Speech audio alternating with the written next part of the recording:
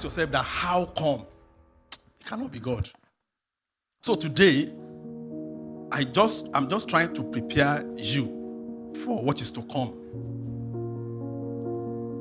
You see, there is a particular question. It took me a long period of time to figure it out. And I vowed that I will not marry until I got the answer then. I strive to know. And by the grace of God, I did. Because I loved the Bible since I was a child.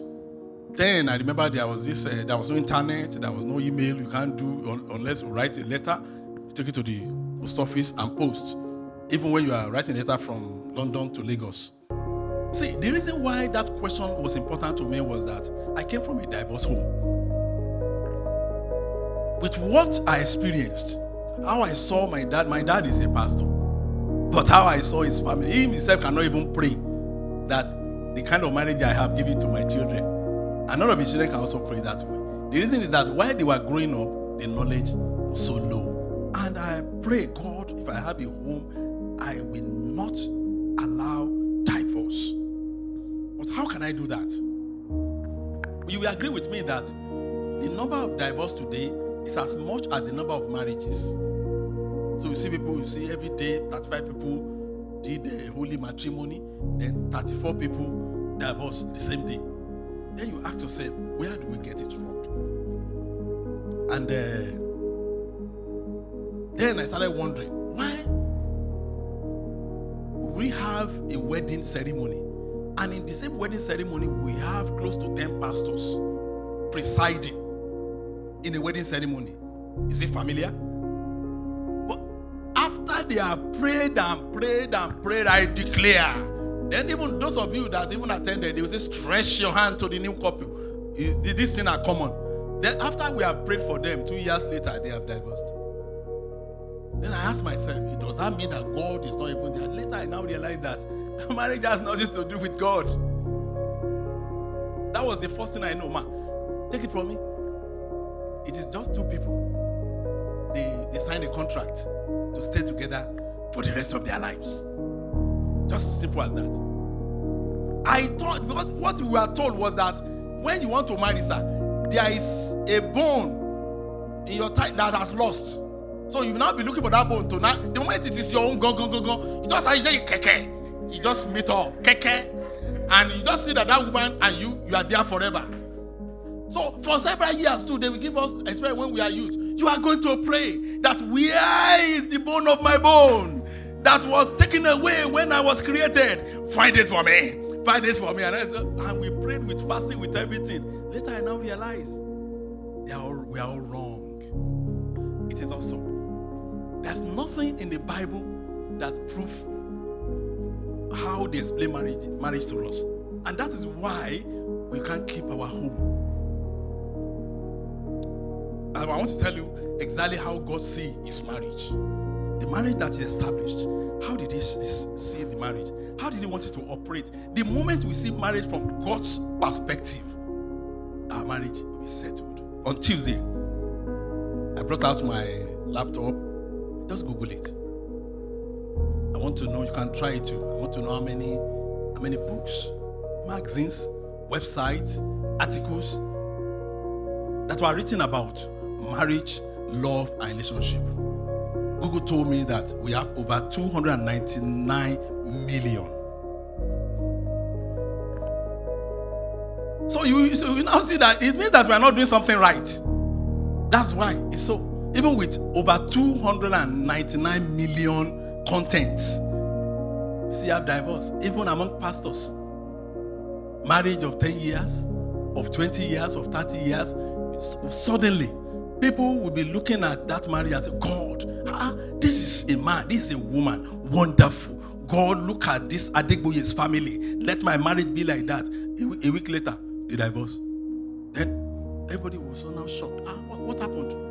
Because they don't see marriage from God's perspective. So that is my goal today. That let's see marriage from God's perspective, and let's see what God said his marriage is going to be. Something happened to a lady some time ago.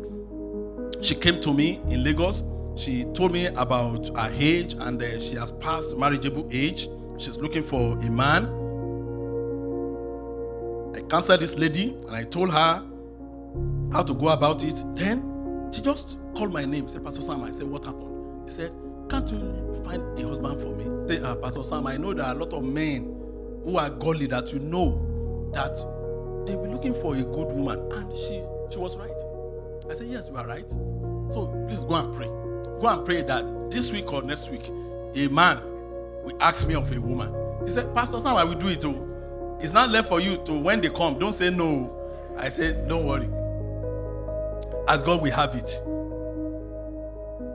But 4 or 5 days later, somebody just called me from Canada. I've known that young man for years. I know his parents. And he just told me, he just, out of the blues, he just asked me, he said, Pastor Sam, I said, yeah, are you saying that there are no good girls around you that you know, that I can rely upon? Because she married a woman, later she know that she's a lesbian. So she never knew. And that lady just want to use her as a decoration for her own family. That lady was from Ghana. Maybe her parent has been troubling her. She just want one figurehead to stay there. And they are there 2 years. He never even know the color of his wife's pint. He never know. And the wife will go to her best friend's house for 2 months. It's my best friend. 2 months. I was one that told this man that it's as if you have eyes, you are not even seeing. Your wife is not a woman now. And when he confronted the wife, she confessed. So the same man now, out of the blue, Pastor, are you saying that there are no good women? I said, there are. Yeah. This man said, God has answered my prayer. I have a lady. And I told her the story of the lady. I introduced them to each other.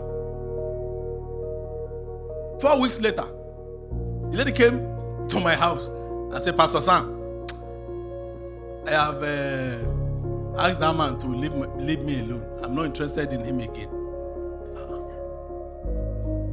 I said, what happened? She said she's still praying that God should speak to her.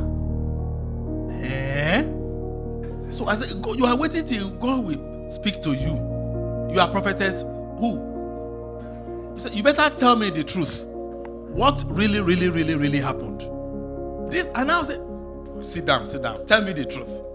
You should know that before I link both of you, I must have prayed over it too. So forget about that excuse. What happened?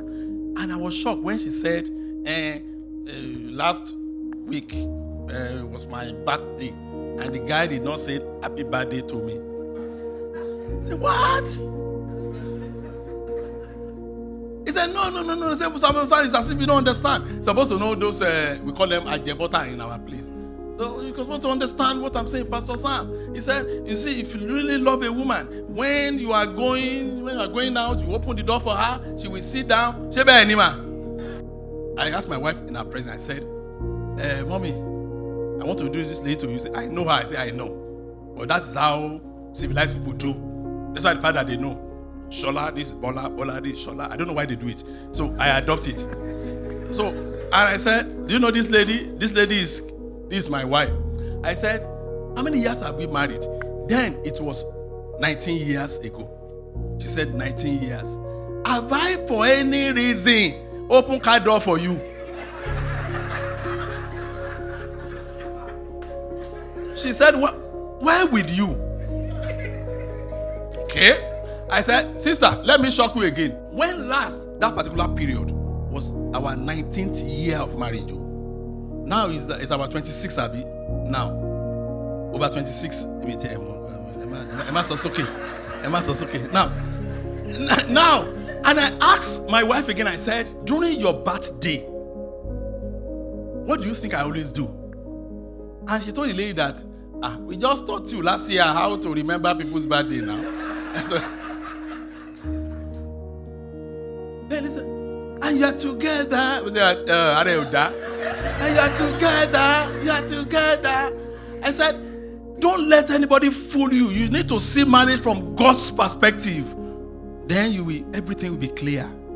Then you understand. Then you will enjoy marriage till kingdom come. That's how it works. If If any pastor asks you that your husband is misbehaving and said, don't worry, go in for 6-7 days fasting and prayer. It's okay. Keep going. Keep going. Keep going. But I'll tell you a story of a woman. They are going to the same church. Before you know it, the pastor told the man, they have about 3 pastors. One of them said he saw a vision that his wife is behind his mystery. That's why his work is not moving well. So the man, a lovely man before, now changed. It will be. Because if a man is not wise, he will tell him anything and he will believe. And the woman actually panicked. She went to the senior pastor. This is what happened. This man, I saw him doing this. He's not even responsible at home again. And eventually the man packed out. There's nothing the senior pastor could do about it. He packed out and he got another lady. And all of them are going to the same church. In this London. So don't say her. In this London. Then she now went back to the senior pastor. Senior pastor, see now my husband is there. Then the man said, there's nothing prayer cannot do. So this woman will fast, how many days in a month? An average of 30 days. This woman will fast 14 out of 30. So she met me and we discussed about it. And I said, the first thing you are doing wrong is fasting and prayer. I said, that man will be making jest of you now. When you fast 14, are you a pastor? Even pastor man don't want jẹun. When you are fasting and there be a time, mommy, it is a bandejamo. I'm not fasting this week. It happens. And it's not a sin. It's true now. And I told the woman, I said, the more you fast, the more you'll be looking haggard. And the more the man see you, the more he will hate you. I said, Ma, I don't know your pastor and I don't know how he's thinking. Marriage is not about that. 2 people signed a contract. It's left for the 2 people to be faithful to their contract. And if one become an unbeliever, you have no option than to let him go. And begins to take care of yourself. I said, if you take care of yourself, if you come back, say, without praying, I said, take it from me. I said, man, let me tell you what you're supposed to do. As I'm looking at you like this on Zoom, you are a beautiful woman. The only thing that covers your beauty is your fasting, haggard-looking fasting face. If you are able to take it away, wear good clothes. Take care of your body. Take care of yourself. Shebi, you are going to the same church. Go to church. And let your children come out as beautiful children. And that is what she did. She stopped going to church for like 2 months. You know what she did within that 2 months? She ate good food. She took care of herself. She changed her wardrobe. Because as at then, she has been wearing Miriamaka. In fact, I told her, while I was seeing her on Zoom, what she was wearing, it was like a man wore agbada. I said, what are you even wearing? And how old are you? She said she is 46. 46 like this? What is the meaning of this? So eventually, thank God they have a program, this outdoor program, the one like you people did last week here, that we are eating suya, like whatever, barbecue. So,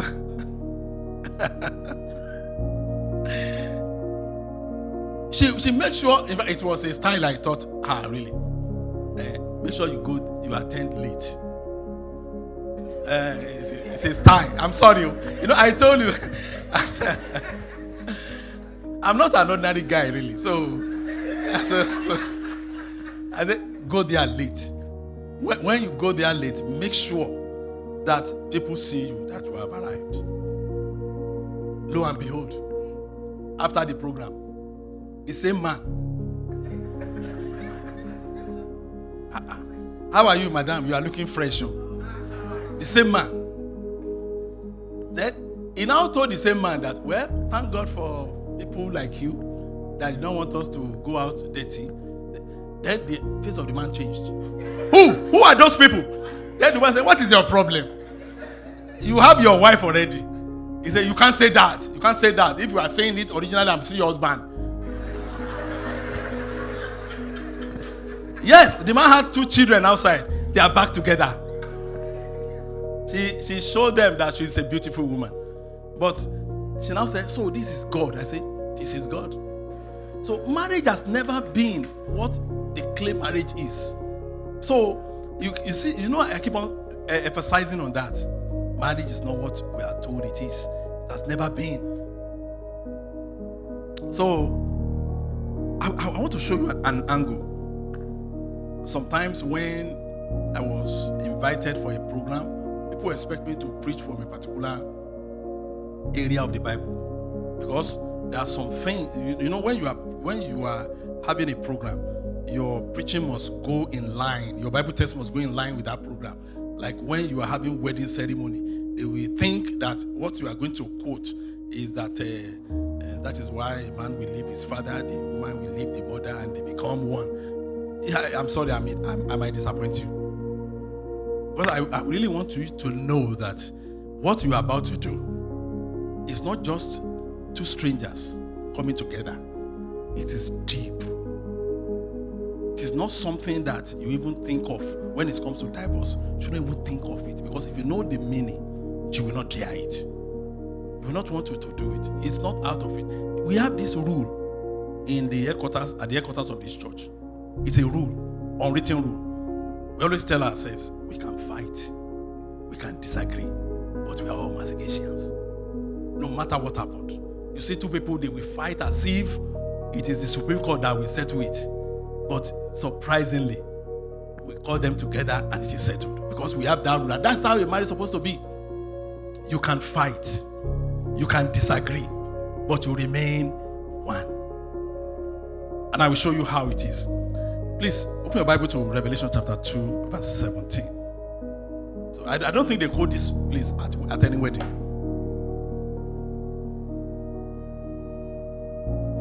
There's a couple that came to greet me. They are a new couple. This is where I just said, okay, I'm coming to your wedding. I'm not the one that is going to preach, but let me preach to you personally.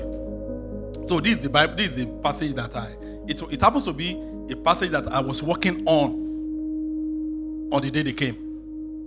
For Bible scholars and pastors there, you will know that this is one of the content of the message sent to the 7 churches. And let me tell you, everything in the Bible speaks the same thing. If God shows you, he who have ears, let him hear what the Spirit tells the church. We who overcome, I will give him the manna and white stone. I will now write something on the white stone that only the receiver of that white stone will know what it means.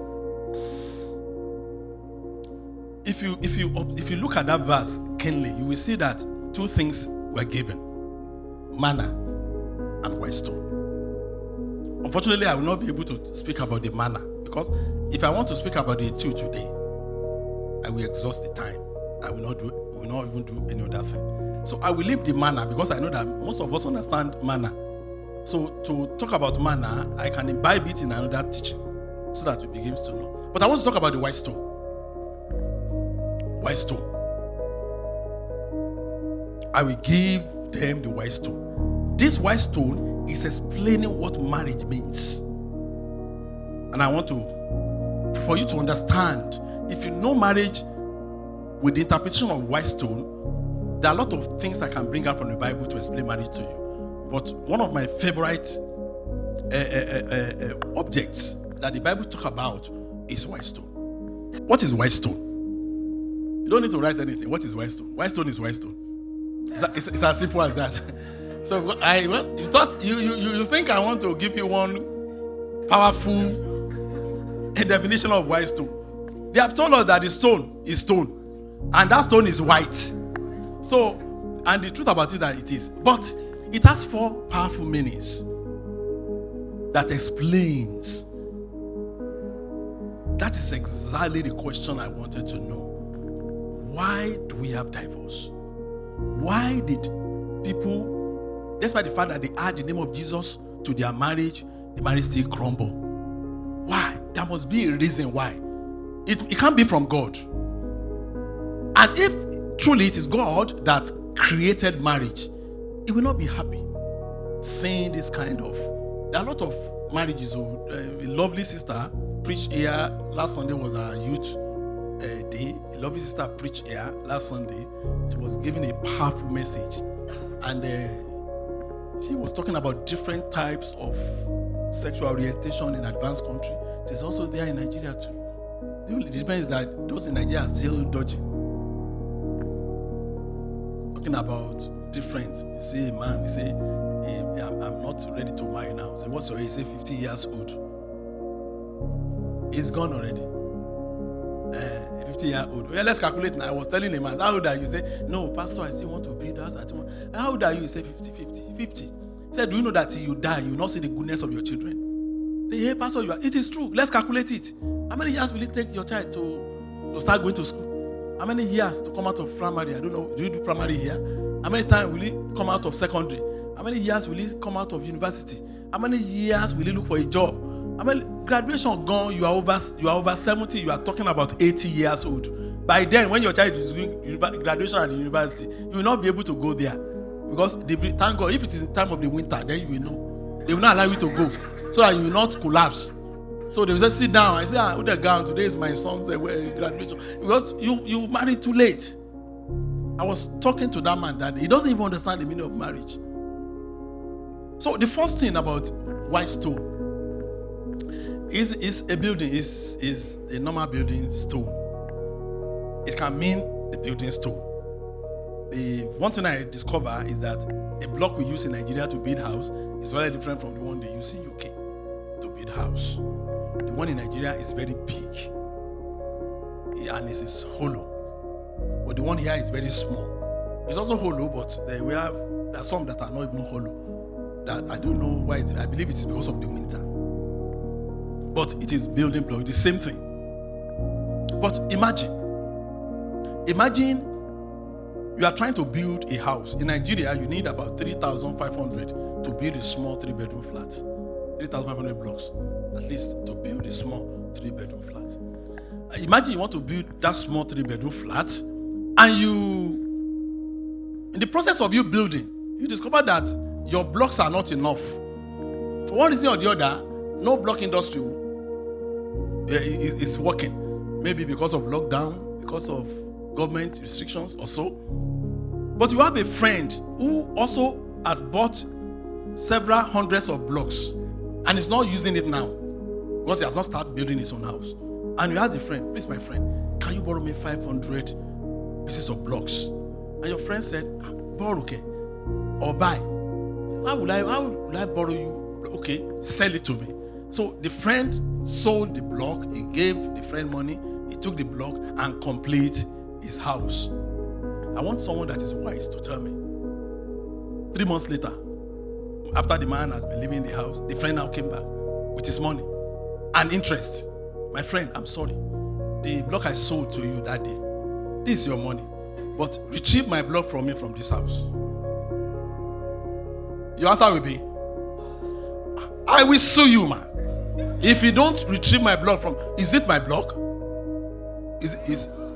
But is it my, do you buy all those blocks from me? And it's my block. I need, this is your money, with interest. Everybody here said it is not possible. Divorce is not possible. That is why, that's one of the deeper meaning of marriage. So it's not something you toy with. Because you have signed a contract. It's not something you just said, oh, my wife did not know how to cook soup. If you don't know how to cook soup, are you just knowing today? So is it not something you can learn? Learn how to cook. Oh, my wife don't know how to dress. Take her to at least go to Primark. I believe that is the cheapest place you can buy clothes. Abi? So you can buy clothes cheaper there with different styles. Oh, my wife. So all the thing we hear is because people did not see marriage from God's angle. They believe it's a joke. Maybe it's something they can just enter and come out. Then you will see some people, they have been sold to this nonsense to the extent they will tell you that, what is it? A woman told me that story. Said, my husband said, how will you feel if you're eating a by every day? That is the madness It has digressed to that. So then, you will need rice sometime, you need chicken sometime, you go eat burger. That is what they thought marriage is. It's not something you toy with. It's not a joke. It has never been. Because in the book of Matthew 19:6, the Bible says something that we take for granted every day. It happens to everybody. What I'm saying is not only women. It happens to men too. They take their marriage for granted. And I was talking to a couple, before we read that passage, I was talking to a couple recently. They are sitting before me, and they have this issue. And when I asked about the issue, they forgot that I have been a marriage counselor for over 2 decades now. And when the couple sit before me and they are deceiving me, I know. It's easy to know. I'm a married man too. So when you are the tricks that we have used and we just throw under our feet, you are now bringing it up. And I told the two, they are saying that, oh yeah, tell pastor what happened. Then the other said, tell pastor what happened. I said, are you too stupid? Do you think why are you, what's the meaning of this? Tell pastor, are you? I just stood up and left them. I said, Emma, about if you are ready, go back to your house. It's not my marriage. So I know what happened. When you have been seeing people that they are husband and wife, they are talking in proverb, it is sexual problem. It is sexual problem. Anytime you see that, you see before a couple, they are not telling you straight story. They are telling you, Then when it was the husband, and I said, Pastor Sam, I don't know this woman. Every time she will say they are going to night vigil, they are going to day vigil, they are doing fasting in their church. Then after they are all said and done, I say, Madam, your pastor will destroy you. And after he has finished destroying you, he will abandon you and pick another person that is richer than you, and the church will move forward. See, we will go there. I know people will have questions. Don't let me go there much. But I was now telling them that, see,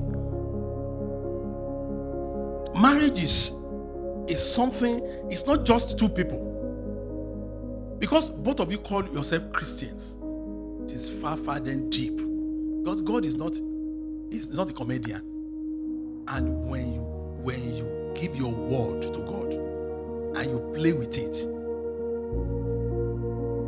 that is why the word is like this. The repercussion is always great. It transcends both of you. It moves towards the children too. And I always tell couple, I said, see, when two people saw each other, and I don't know whether it is man that say I love you or the woman that say I love you. It's not compulsory that I say, man, tell a woman I love you. But I believe the best is for a man to tell a woman I love you. But the question I have for women is that, what if you love that man and the man was slow to tell you I love you? What will you do? You'll be tricking. You'll pretend. Which one is better? That's where I'm going. If I ask women the same question, I've been working. I attract his attention. Why can't you go to him? Plus, I like him. So he will now take it further. I love you. So you start with like. You don't say love. So the moment a man knows that you like him, he will take it to the next level instantly. It's rare. They take it for granted. What of the one that pursue you and marry you and dump you? It doesn't always work that way. There are a lot of, marriage is spiritual. Marriage is very, very spiritual. A lot of people don't know that. That's why you see a couple standing and you will ask the man, who is your best friend? How on earth do you marry this kind of ugly woman? Have you seen it before? There is this ministry in Nigeria, they call them two. Today I will be obey. I see wonder. If I see that man, I will see asking, how somebody like you marry this woman? But marriage is spiritual. It has a spiritual connection. It's not really about what you see. It's about what the man sees. So it's spiritual. So when you know you are spiritually connected with somebody, Mama Aanu, or else you just be shocked. He will just bring Ivy one day. I said, please, I want to invite you to my wedding. He said, what exactly will you even say? Oh, you are funny. Don't you see everything I've been doing? That's why I said, don't do everything. Walk up to him, I like you. You can say, oh, I love you. So a man cannot hear a woman that is attracted to say, I like Ike. Me that have been looking for, man has this conny way. They don't pass through express in their life to a woman. There's no express routes to a woman. That's why a man cannot just come to a woman, I want to marry you. It doesn't work that way. They be doing this kind of funny things. Mommy used to use my funny things to make jest of me sometimes. Say, we're getting where we are here.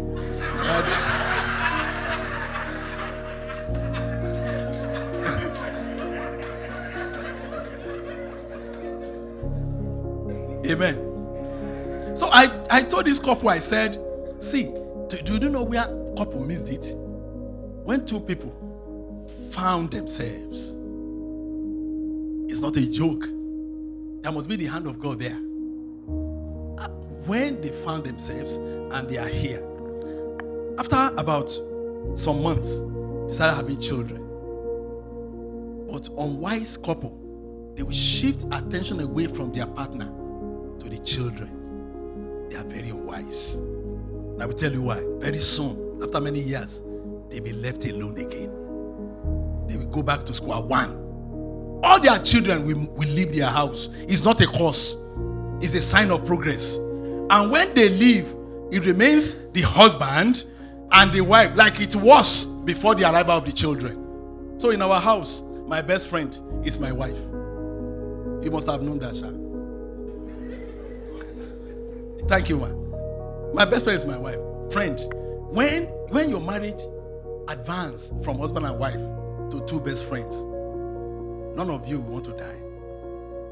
In fact, if one die eventually, the second will not last. Take it from me. The second, nobody will kill her or him, but he cannot just adjust. That's how it works. Because two of you are friends. Matthew 19:6. That was where Matthew 6 and 7. For you to understand the second sentence, you need to understand the first. He said, therefore, they are no longer what? Two. So if it is two, it is separable. But if it is one, so what the Bible is saying there, it is because of translation. What happened? Let me now tell you in the language you understand. Therefore, this man and woman, they are no longer two. They are one. I don't know how God did it. How two people can become one. But he has the power to do that. He now said, those people that God joined together, nobody have the capacity to separate them. It's a statement. It's not warning. That's why there's no wedding that we officiate that we use that sentence.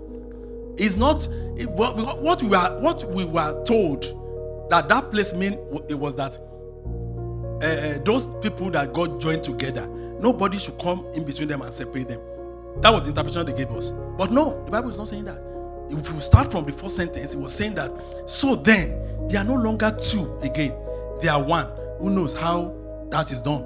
I don't know. He now said, therefore, what God has joined together. That is why the Bible did not say who God has joined together. There's a difference between who God has joined together and what God has joined together. That's why Yoruba version did not say Enikeni ti Ọlọ́run bá sopọ̀. Check your Bible very well. What it says is that ohunkóhun, anything that God joined together, no man has the capacity to separate them. It's never a warning. It's a statement of fact. So you see how marriage is so important to God. It's a deep thing. It's not the way people even talk about it. It's not, you will see a couple, they now said, what happened? The man will say, he doesn't even respect me. So the way he gave me food, I don't even like it. Are you not an African woman? And the pastor will be talking trash. So, madam, you have been here, you have to bow down for your husband. It doesn't even work that way. Because each couple have a separate design. And it depends on the way it works for you. Not how it works for your sister. The same thing cannot be applicable to you. Because if you look at that Bible passage, that is Revelation 2:17, it was telling us categorically that the thing that will be written on your stone, nobody can decipher it. Nobody can decode it unless you. So the wife that God gave to you, nobody can decode it. the way the husband like God gave to you, you can't compare your marriage with anybody's marriage. You can come to my house and you see me in the kitchen cooking food, and you say, Pastor Sam, and you checked my wife, she was sitting watching Netflix. You can't judge it that way. You don't even know what happened before you arrive. Do you know what happened before you arrive? But in Africa, I know I'm not in Nigeria. Thank you, man. In Africa, if peradventure my mother saw me that day in the kitchen, I am done for. My mother will weep that day. She's late now, but she will. Hey, as if it is only vegetable they use. No. I will give them a white stone, and I will write something on the white stone that nobody can understand it except the person I gave that white stone. What works for you works for you. It cannot remove it and place on another marriage. It will fail. That's how marriage works. It is a block that has been entrenched on the building. If something remove this place will be flawed. If you want to remove all the blocks used here, there will be flaw on this building. This thing that rests on it may collapse. That's how marriage works. It is right there. It fits it. That's why God allow it. If it don't fit it, it will not. So by when you understand marriage that way, and the husband and woman, they are there together, they understand marriage that way, nobody will even be thinking of the rubbish that we are hearing today about marriage. The Bible says something in verse 8. Because they asked a question in verse 7. If they're asking Jesus Christ, if marriage is the way you are saying it, why is Moses, our forefather, gave people marriage certificate that go and divorce? In verse 8. It was not so from the beginning. But everybody knows that Israelites are unique people. They're like Nigerians living in Nigeria. Maybe I'm sorry, I know we are Nigeria here. So shortcut one. I always say something that there's no law that can debar a Nigerian from moving forward. I've not seen any law, any country. Show me. They make a law, Nigeria will go around it. We are very intelligent. They are very resourceful. So that's why I always compare Israelites with Nigerians. That's the way they behave. They are so ungovernable. They're saying that Moses has no option and did it for them. He doesn't want to die. That was what Jesus was saying there. He now said, but from the beginning, it was not so. Jesus was referring to a beginning in the book of Malachi there. Malachi 2:16. Please, I want to be very fast. God do hate divorce. It's a fact. That was what was on the mind of Jesus when he was answering that question. From the beginning, it was not so. If you know the mind of God to divorce, you will not want to divorce your wife. You will not want to divorce your husband. That is not even the last option. So marriage is like a building block. That the moment it is built, it cannot be retrieved. Then the second meaning of white stone is a pebble used for ballot, used for election. If you don't want to write ballot, use election. In the old Israel, they have this pebble that they use to cast votes. It's a small stone, and that is the same meaning of this white stone we are talking about. You go to Jonah chapter 1 verse 7. You see an example of how they use this pebble to vote. Jonah chapter 1 verse 7. Now, for you to understand it very well, there was a time in UK that you people voted whether you want to leave Europe or you are staying. You call it Brexit. Now, let's assume, Daddy, that you voted and you voted leave. Now, after leaving, your eyes that is upstairs came downstairs. You now discover that it was not as they said it will be. And you now went to the electoral commission. You carry placard. I want to retrieve my vote. I'm not voting leave again. I want to vote stay. So they will now enter and bring your vote, Abby. I will now vote. I will now count it with people. It's not possible again. They've casted your vote. They've counted it forever. That was marriages. It's not something you joke with. It's a vote you have casted. Because it's one of the meaning of white stone in the Bible. So when you cast your vote and the result has been announced, you have no option again to retrieve your vote and cast it. So if husband and wife understand this fact, they will not even toy with it. They will not even... See, I was talking to a man that I was counseling about marriage. The wife was also there. And I was telling him, I said, do you know my wife? He said, yes. Do you think we don't disagree? In fact, in our house, if you see us, you'll be shocked. Before we take a decision, we brainstorm like whatever. No, we are not doing that way. And we have trained our children to behave the same way. This is what we want to do. Why would you do? Say, Daddy, this is how we are doing it. Your mommy did not agree with that. Can we vote? You say, nobody's voting here. We are going. If you pick this, we are going to explain it to us. So you see people as if we want to cast votes, as if we are planning for the next general election. You see, well, the reason why I want us to do it this way, and by the time we now take our decision, it is near perfection. So nobody is going to complain, and it will be profitable for everybody. That is how it's supposed to be. Let me go to number 3. I told you it is 4. Another meaning for white stone is a pebble given as a token. In the ancient Israel, they use it in the courts of law. A token. When a judge sat on a case and the person is guilty, they will give the guilty party a black stone. And if it's a criminal case and the person was acquitted, they will now give the person a white stone. If you look at that very well and compare it to marriage, when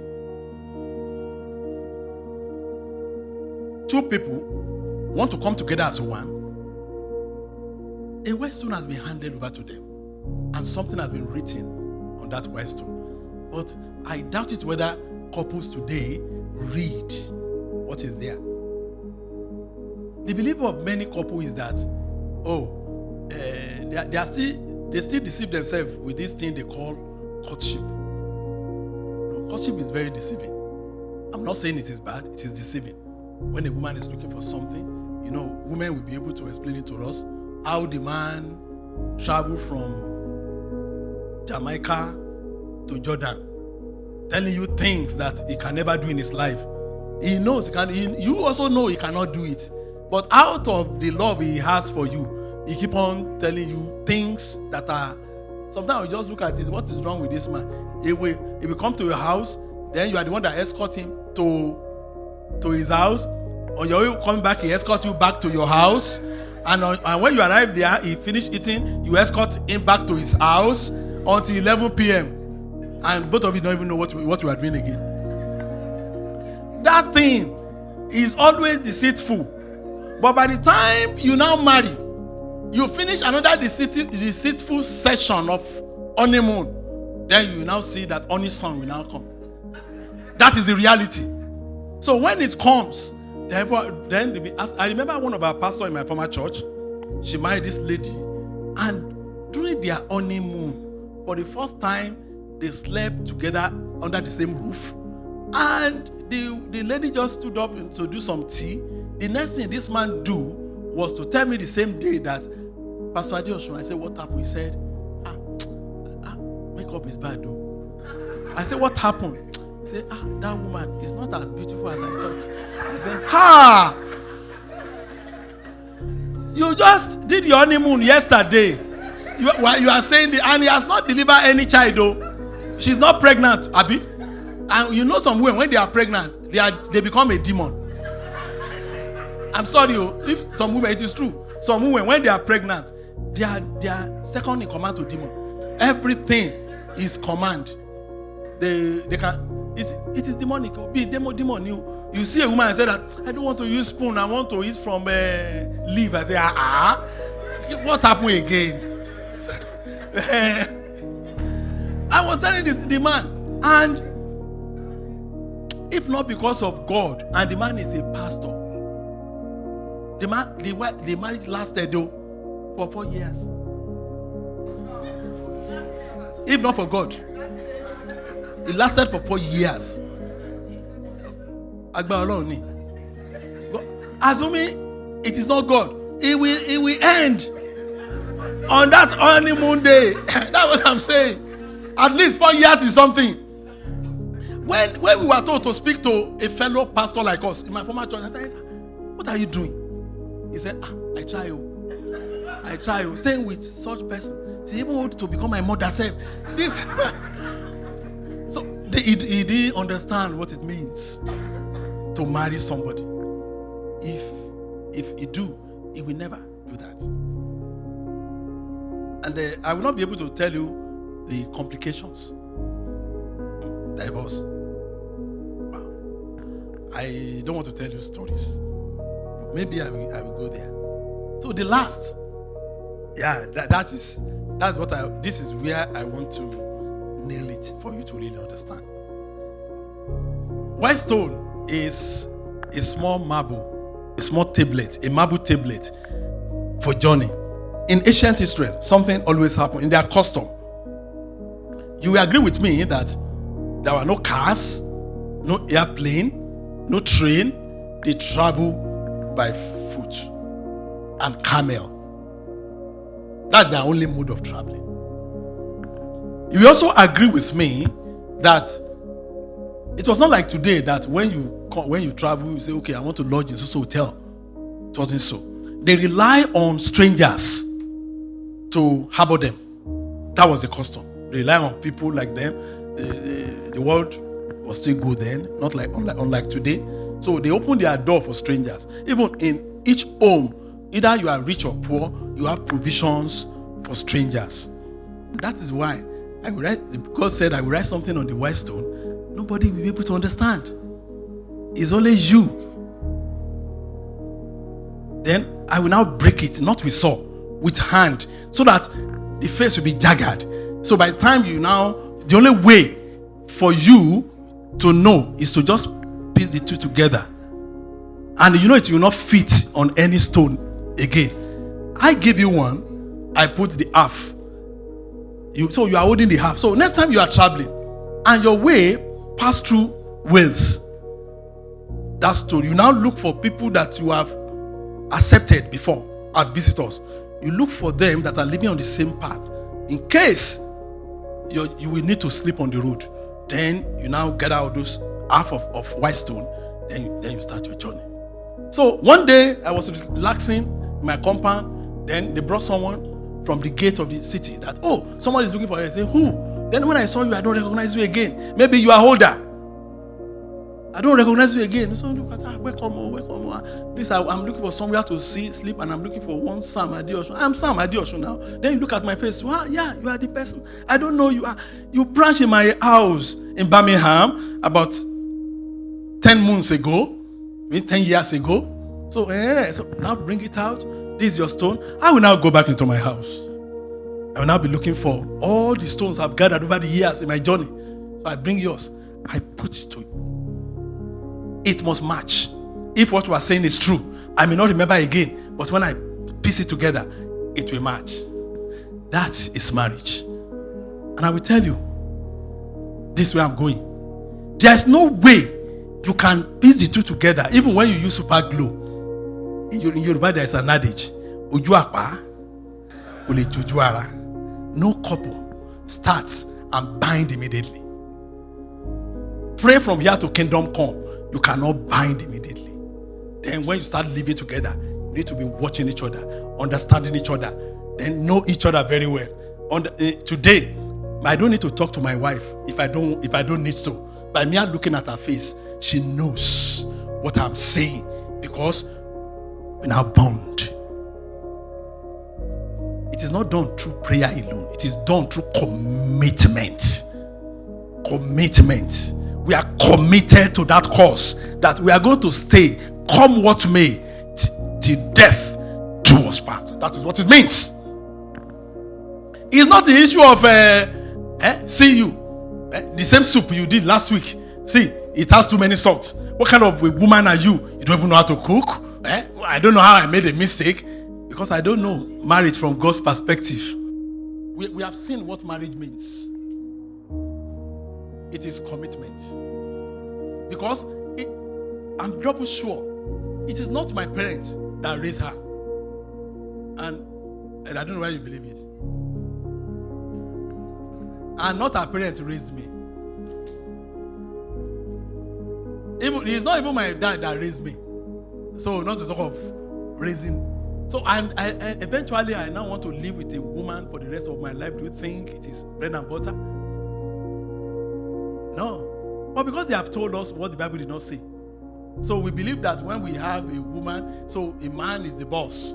Some people still believe because they have added their tradition to marriage. The way their father enslaved their mother, it is still in their mentality. And they still carry it over. They are carrying costs over. And they are still saying that, after all, my dad has 8 wives. So still have just 2. You are shouting. And what if I have 4? Half of my father's number. At least I try. Because they don't even understand what marriage means. So he will say anything that comes to his mouth. So children of God, marriage is lovely. And divorce is not something that should be in our thoughts. It can be hard, but it should be hard together. Because when it is sweet, it will be sweet together.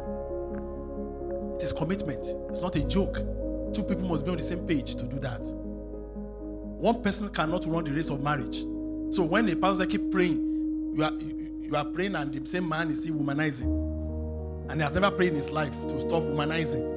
What does that even mean? A lot of people always believe that it's a woman. I was talking to a woman and say, thank God, after about 30 years of praying, my husband come back. I say, who come back?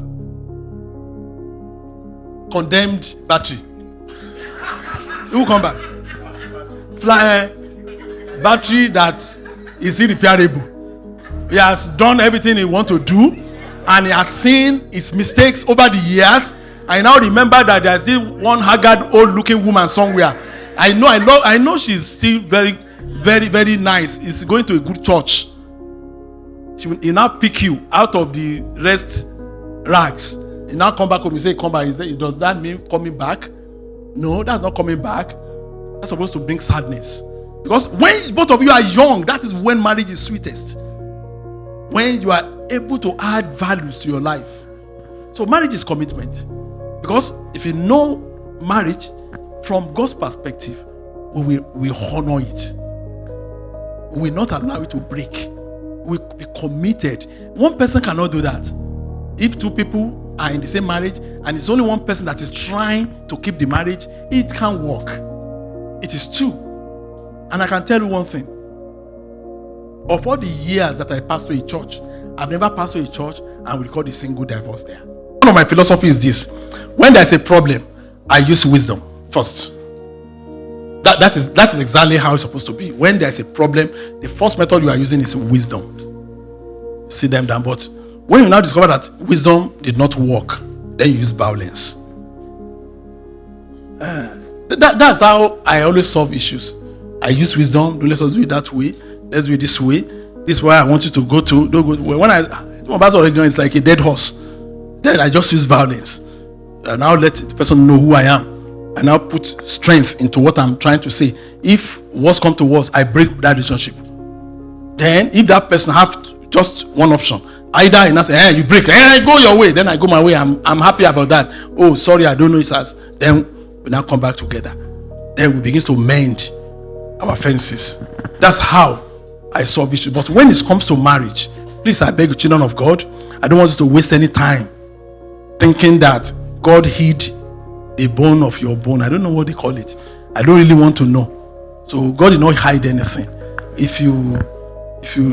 lot of people did not even watch some things. So when they enter into a marriage blindly, then they will be blaming God for not answering their prayers. It doesn't work that way.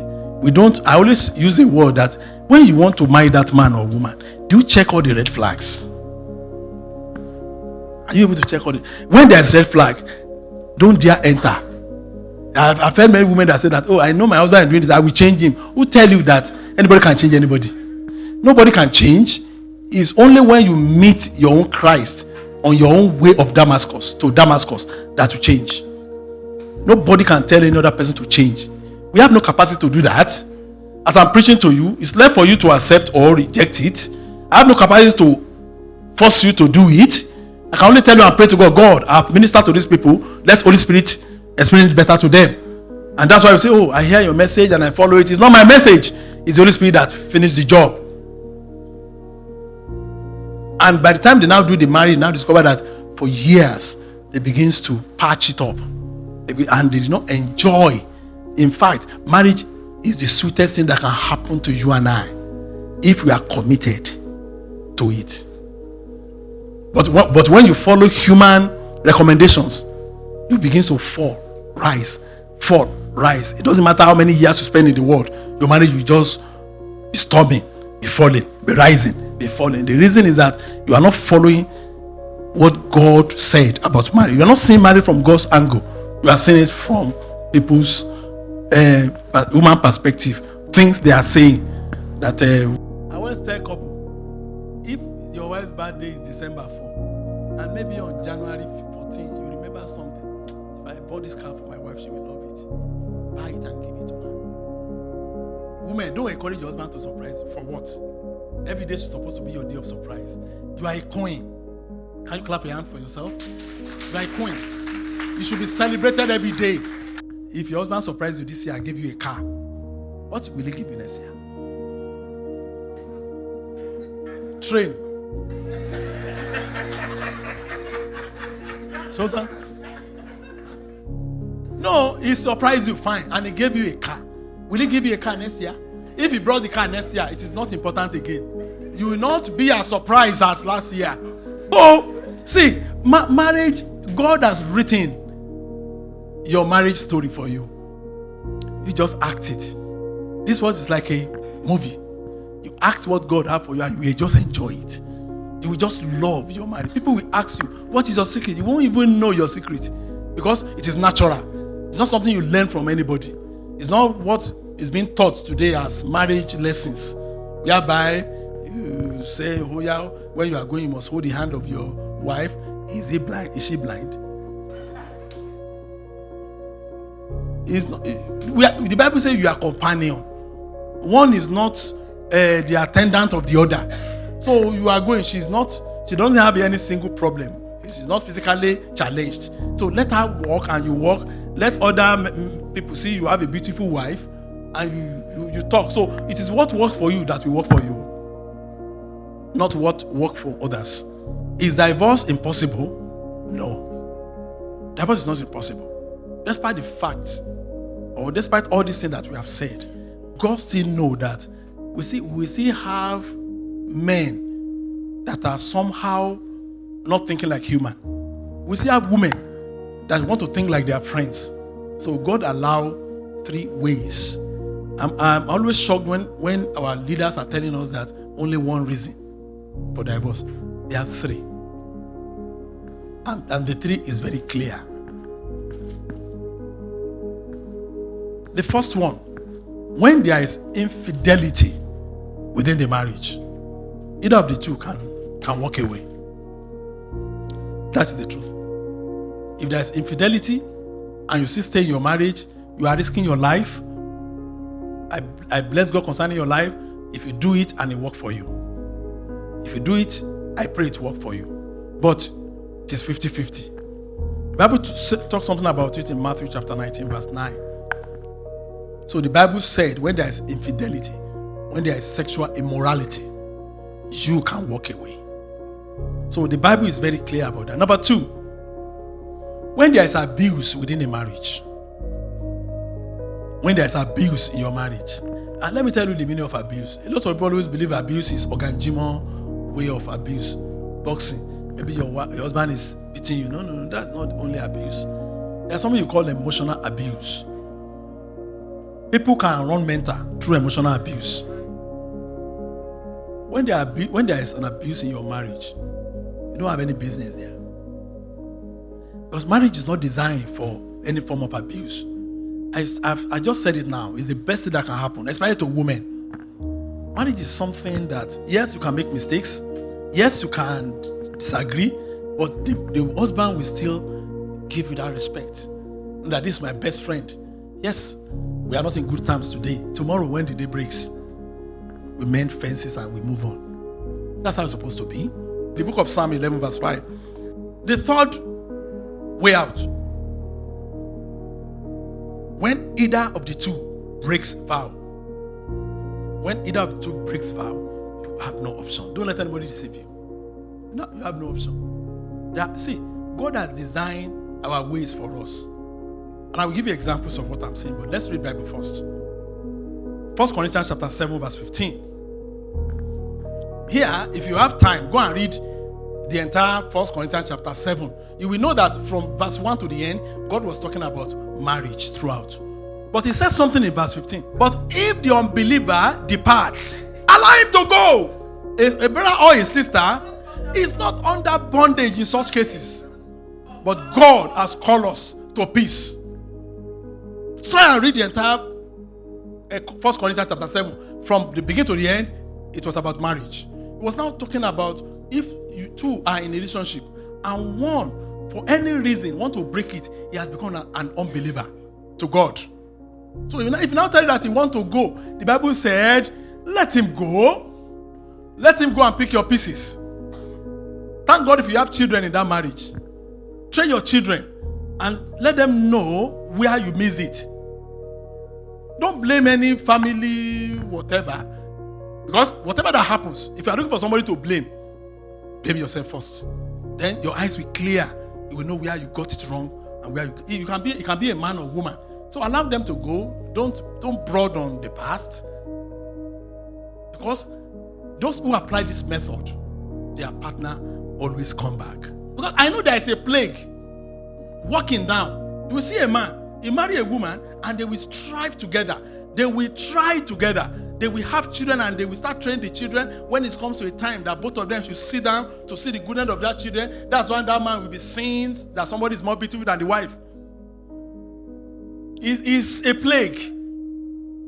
And it's happening. It is end time problem. Then you see the man messing around, doing all sorts of things, and the woman will panic. Why are you panicking? You have your children. It's your time. You are about to retire now to see the goodness of those children. If you are not focused, the man will mess them up. And let me tell you, all the problem you see today, a lot of people always believe that, if I become a single mother or a single father, then I will have peace in my house. Then you will see the cause of divorce in the life of the children. So when it happens, it happens.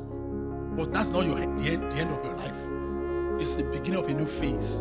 It now depends whether you are ready to rise up again, dust your clothes, and change your plan. But I always see many women, when they have a bad marriage, 1 year later, they are with another man. So they will not wait and see, where do I get it wrong? So that I will not do the same mistake again.